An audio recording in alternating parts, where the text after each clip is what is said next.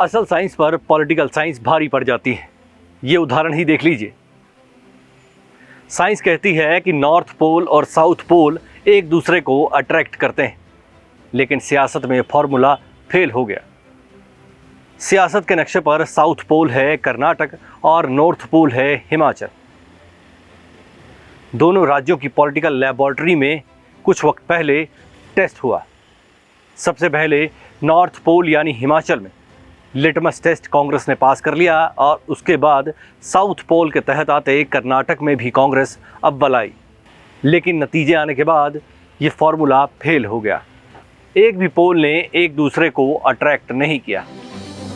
दरअसल कर्नाटक में 16 दिनों के अंदर पूरी सरकार बन गई और हिमाचल में 6 महीने पूरे होने को हैं और सरकार का पूर्ण गठन नहीं हो पाया है। यानी कर्नाटक में जो कांग्रेस हाईकमान के पॉलिटिकल साइंटिस्ट कामयाब हो गए हैं, तो हिमाचल में यही लोग फेल हो गए।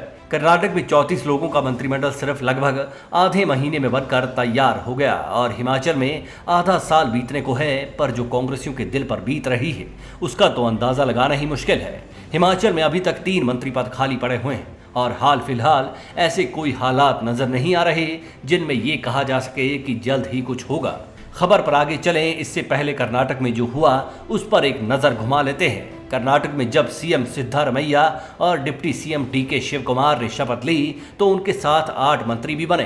कांग्रेस हाईकमान ने यहां पर सीएम डिप्टी सीएम की एडजस्टमेंट के साथ साथ क्षेत्रीय आधार पर 5 तो जातिगत समीकरणों के मद्देनजर रखते हुए 3 मंत्री बनाए थे। यानी पहले ही फेज में पॉलिटिकली जरूरी फेज चुन लिए गए।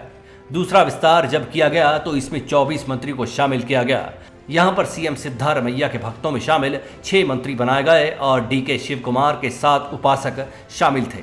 अहम बात यह थी कि इस मंत्रिमंडल में कांग्रेस हाईकमान ने दिल्ली में बैठे बैठे 11 अपने चहेते मंत्री बना दिए थे। अब पहाड़ों से जुड़ी खबर का रुख करते हैं।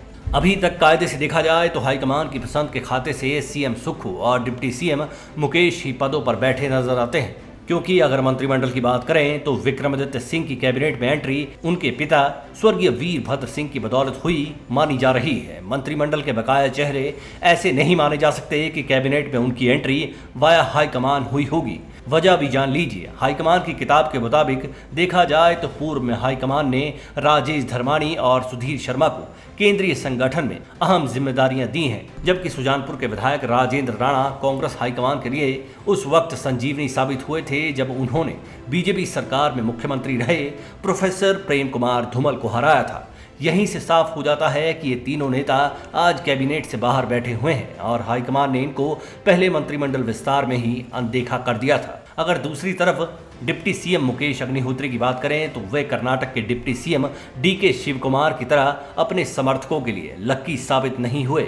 सीपीएस पदों में सिवाय आशीष बुटेल के किसी को भी ऐसा पद नहीं मिला जिसमें यह माना जाए कि मुकेश का आशीष किसी और को मिला होगा। अब तो सीपीएस पद भी खतरे में है। इन हालात में तो यही नजर आ रहा है कि मुख्यमंत्री सुखविंदर सिंह सुक्खू के सियासी सुख का कोई अंत नहीं है। उनकी सियासी महिमा अनंत होती दिख रही है।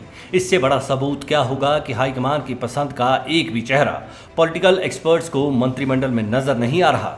विक्रमादित्य सिंह को छोड़कर बकाया तमाम चेहरों पर सुक्खू का दिया हुआ सियासी नूर ही पसरा दिख रहा है। लेकिन हाईकमान ने जिस तरह से कर्नाटक में जोन वाइज पॉलिटिकल एडजस्टमेंट्स की, उसी तरह एक भी पॉलिटिकल एडजस्टमेंट हिमाचल सरकार में नहीं दिख रही।